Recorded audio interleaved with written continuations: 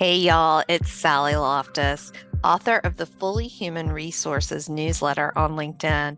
I'm excited to join you today and introduce you to a colleague of mine, Josh Carson, who is going to talk about how we invest and measure value whenever we're talking about personal budgets. So instead of introducing him, I'm going to let Josh introduce himself. Of course. Well, first, thank you so much for having me. Any opportunity I get to interact, work with you, learn from you, I always jump right into it. I'm humbled for the opportunity and you introducing me to your larger community. And hopefully, it sparks up some more conversations between you and I, and they continue on, offline elsewhere. But for me, first and foremost, I'm a husband, 16 years, my wife Amanda, and I'm also a father to my son Joshua Jr., he'll be 11 next month, and my daughter Lillian, who will be 10 in January. And it sort of starts and ends there as far as who I am. And I know that Sally, you know that about me. It's just so important, and my personality and who I am, who I want to be is wrapped up in that. Everything else is really what I do, and that allows me to be empowered to spend the time being a husband and a father and just being with my family. So what I do to kind of like help and work that out is I've been in training and people development for the past 13 years. And I have a somewhat untraditional approach and path towards that because it started in the Air Force. So I didn't go to school, get a degree, and then started a corporate job. I enlisted back in 2009 when I was 21 years old after trying to sort of find my way in life. And by trade and profession, I was an air traffic controller. But pretty soon after I got certified, I was able to transition my focus primarily in training and development. And that was really where I sat for the remaining, 5.5 years that I was in the service. After completing my enlistment, I went out and I provided a lot of similar services, but I did it abroad, primarily throughout Dubai and Afghanistan, working with public sector entities and NATO forces to get nice and fancy. But I was exposed to providing consulting services and consulting adjacent services while doing it. And in 2018, I decided, or really my family decided, that I should do that more back at home. And I thought that a master's program would kind of help me make that transition and my landing a little bit softer. And so that brought us to the program that you were a part of as well. And I was exposed to more nonprofit and for-profit, what I deem as traditional consulting, right? You kind of enter into these arrangements, you kind of contract and work your way through it towards a specific goal. And it was a really exciting opportunity. So did that all through 2020, partnered with you ongoingly, and you've afforded me a lot of opportunities to continue that work, which is great work that really speaks to my heart and what I'm passionate about. And then in addition to that, I also am a part of a traditional training development team for it's a national construction company, and we're headquartered here in Southern California. I haven't learned to surf yet though, so One day.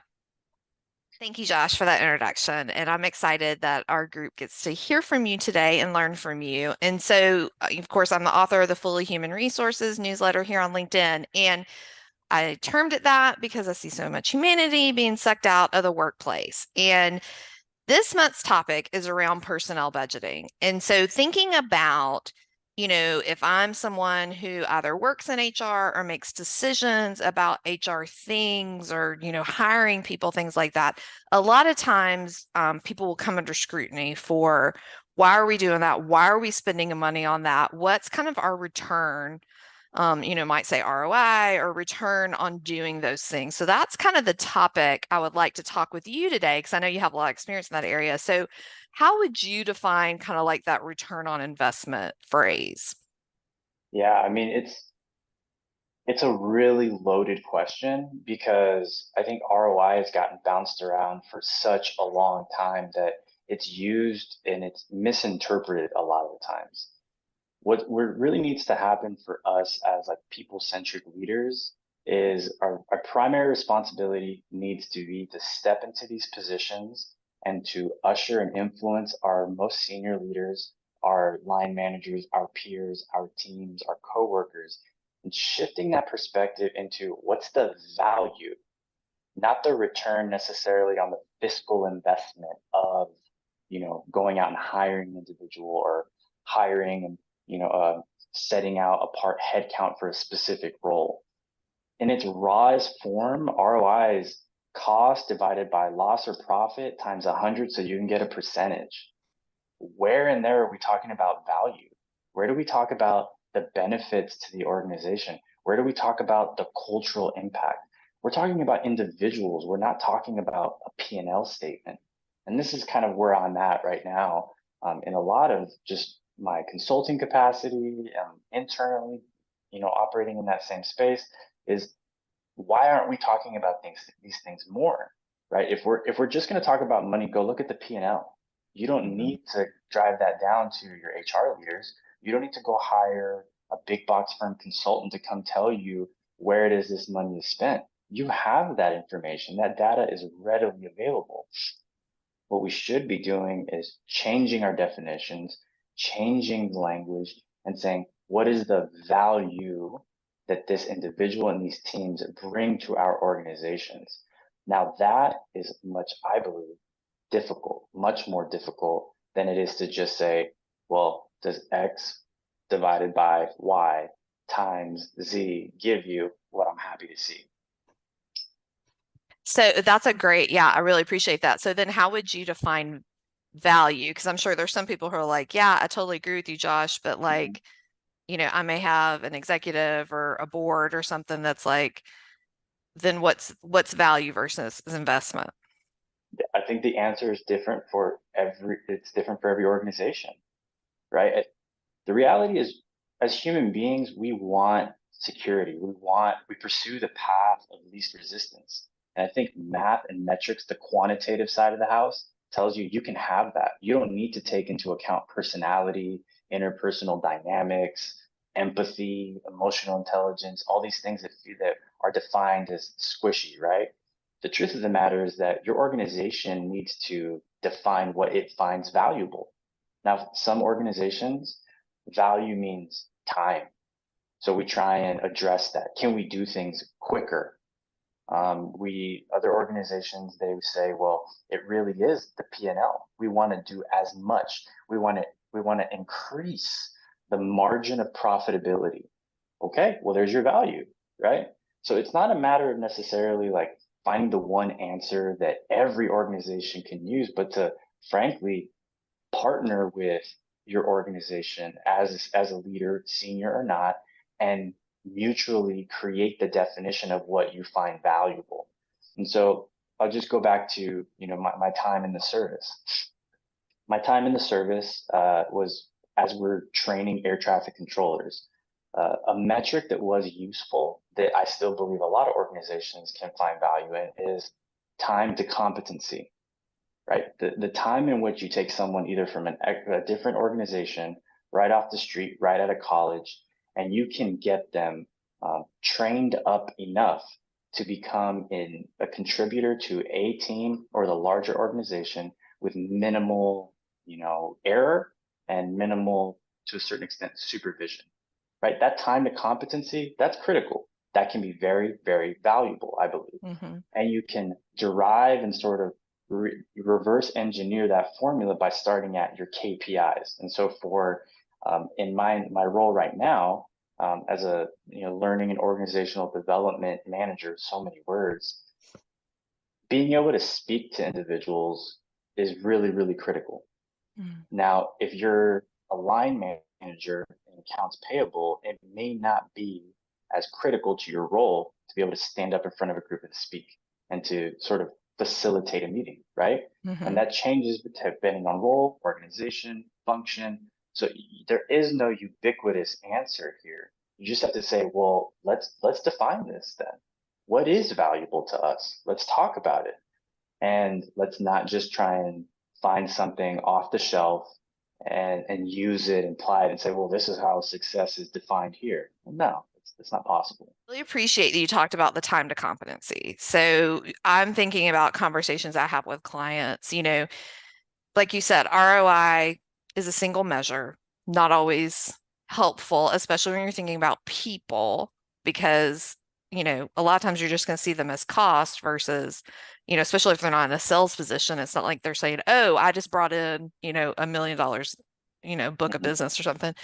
And Exactly. I was thinking about the time to competency, because a lot of times I'll have conversations with clients around pay equity, and an organization will say, "Hey, we can't increase our salaries. We don't have the money." But then I will walk through with them an example of, okay, let's talk about how long does it take you to hire somebody? If somebody leaves a position, the time that that person leaves to the time that you hire. First, I find a lot of people don't track that unless they have big, HR teams. And then Mhm. I will say, how long does it take from day one of hire to that person, like you said, being competent in the role? And because probably they don't pay as much as they need to, they're hiring somebody who has more entry level position. So it takes longer Exactly. for that person, right? So a lot of times I'll work that out with clients and be like, it costs you more to hire somebody to do this hiring constantly rather than keep the person who just wanted a 2% increase. Mhm. So that was a great example. Do you have other examples of kind of, some of those things that people might not be looking at, like around people processes that could be measures to kind of think through on that? Well, I mean, maybe if I provide a couple examples of ones that I do Hmm. see, Oh. there's one that's kind of been getting kicked around. At least it's newer to me over the past 2 years. Hmm. And then also like there are some, I think, much better metrics. Now, they're not quantitative completely, but as far as evaluating the impact of people, processes, and systems and the investment in them, I think Hmm. there are a lot more holistic approaches to look at them. Hmm. Similar to time to competency, you have skill gap shrinkage. And that's really sort of like my first introduction into formal training and development, Hmm. where I say, okay, I've identified the skills that an employee needs to be successful in this specific role, or this specific team needs to be able to execute in this specific way. And then we're going to measure how well they do that. And we create the measures, we create the bounds of success and failure. And then we're going to drive training that addresses those specific things. That's a really process oriented way to shrink the skill gap. Hmm. That does make a lot of sense when you're talking about technical skills. It's much harder to quantify once you get into like leadership development and building a team and stuff like that. But you already said it. I think that uh, most professionals that are on the people ops side of the house are going to almost immediately go to turnover because you Hmm. you have to, right? And we're not talking about attrition, whether it's organic or not. We're talking about traditional turnover, and that's you track that as departures. I think is like a nice Hmm. corporate way of saying it, divided by your average headcount that you have. Take about maybe a year-long measure, 2 years if you want to do more of a legacy assessment, and then you again multiply it by the 100 so you can get a nice pretty percentage, and you can just feed that to someone that just says, give me the number. Our turnover rate or percentage is X. That is really useful, right? But I like to say that that's just the beginning. You're at the once Hmm. you have that number, right? Now you just know that you're at the starting line. Now, how do we address turnover? You said it. It's going to cost you way more to replace this individual. The reason it's going to cost you more is loss in productivity, right? Things that aren't really captured are, the impact to that team, to that section, to the overall culture of the department. But just keeping it about money again, right? Hmm. Because we're talking ROI. An entry level employee, I think, is what, 30 to 40% of Hmm. their standing salary. In Hmm. Southern California, your entry level professional employees making about $24 an hour. So that's $11,000 to replace them. Okay. And then you take that over to your line manager, someone who has about 10 to 15 years of experience. That jumps immediately up to 50 to 60% of replacement. Then you have a highly skilled, deeply tenured professional, 90 to 200% to replace them. Hmm. And a lot of the times they're not leaving. Again, this is non-organic. This is turnover, not attrition. This isn't Hmm. people retiring. These are people leaving or being terminated, which I think is something that we can absolutely address as leaders and as organizations. As far as that data metric, Take it up with PMI, take it up with Gallup, take it up with Harvard Mm-hmm. Business Review, take it up with Shern. This is stuff that has been known. We know this as an industry for a very, very long time. Okay, so those are starting points. Okay. Fine. What are better metrics then? Mm-hmm. This is going to sound really, really simple, and it should. Give it to me. I'm ready. How well does your organization accomplish the goals that it sets out? How well does it do it? Okay. Does it accomplish its goals? Mm-hmm.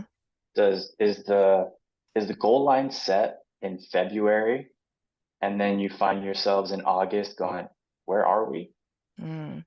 And then you have these leaders getting squeezed by upper level management saying, where is my thing? Where is my widget? Where is my production? Mm-hmm. Right? So can you actually strategically set reasonable goals that takes into account your current capability and what you're wanting to do throughout that year? Okay. I Mm-hmm. think it's a much better measure of the investment you make in your people. Um, I think that and a lot of organizations are going to hate to hear it, but your internal as well as your external employer rating, it's Mm-hmm. deeply important. What Mm-hmm. your internal surveys, okay, be prepared to do something with that survey. Don't just ask Mm-hmm. people to dump it in the bucket, but like, what does your organization say about you? And then on the external, the people that leave and they get on the job boards to give that bad review, that's a data point. What are they saying about you? Mm-hmm. That's Yeah. a good measure of how much you're investing in your people, and it Mm-hmm. directly correlates because the happy people are going to sit there and go, wow, what an organization. I want to stay here for a long time. You're investing in me, so I feel invested in. Okay. Mm-hmm. A lot of this is in the psychology of like teams and like, Mm-hmm. sports teams. You and me are huge sports people. Yeah. How do you get a group of athletes to do things that are amazing? Buy in. It's buy in, Yeah. right? Well, and they have great technical skills to your point of like, Yeah, and they have somebody who's coaching them, and sometimes they're bringing in sports psychologists or like, it's all about the chemistry of the team. of course. And that's deeply, deeply important. So we need to shift towards that and we need to say it more. Mm-hmm. And we have to get really, really good at listening to what our leaders are saying and interpreting, right? The whole be curious. Sounds to me like you're saying this. Is that right? Because Mm-hmm. yeah, I'm a pro at what you're talking about. This is how I want to frame it towards you. If you're in tech, Mm-hmm. right, where innovation is life or death, how innovative is your team? Right? I mean, if you're needing to innovate to compete in the marketplace, Mm-hmm. how well do you do that? Directly correlated from how you invest in your people. Um, and then I think the most important thing, in my opinion, is how does your organization walk the line of autonomy and successful collaboration? That Ooh. is so undervalued. No one wants to talk about it because what you need to be successful in an organization Mm-hmm. is you need to have deep autonomy because you can't have people Mm-hmm. stutter step up to the line. They Mm-hmm. have to be ready to go, right? Mm-hmm. Okay. That's because they're empowered. That's because they're trusted. That's because they're compensated. Right. Right. Yeah. And now we're starting to talk about what's equitable, Mm-hmm. right? How Yeah. equitable are you making this relationship for me? Because if you make it Mm-hmm. equitable, I'm here. I'll buy in. You can only throw Mm-hmm. so much money at someone. But then also, when it's time for that deeply autonomous, hard driving team to now work cross sectionally, and people want to use these fancy words like, oh, we're a matrixed organization. Yeah, okay, Mm-hmm. cool. How successful is your matrix organization at collaborating? Because if everyone's just dying on their molehill, they're Mm-hmm. unwilling to listen and they're unwilling to be wrong and to work and to lean on someone and say, wow, I didn't know that. I needed you there. I needed you Mm-hmm. all there to be Mm-hmm. successful. Then yeah, there's no way that you're actually going to be a healthy team.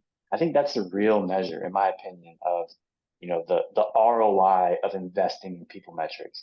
Do you Mm-hmm. have strong autonomy when it's needed? And then when you need them to be successful collaborators, can they flip that switch? And how quickly can they do it?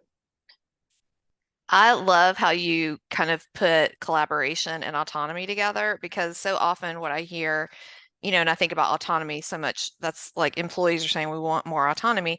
And a lot of organizations and leaders will say it's autonomy versus control or versus hierarchy. And it's really a both and, right? And like Mhm. it kind of how you put it, it's like a collaboration and autonomy. It doesn't have to kind of go against, somehow all that works together. So I really like kind of I gotta think deeper um uh, about that phrasing. But yeah, I really appreciate that. Yeah, Um yeah, go ahead. definitely. No, no, I was just saying it's a dance. It's a fine, fine line. We do it. We do it all the time. Well, thank you, Josh, for joining me today. I really appreciate it.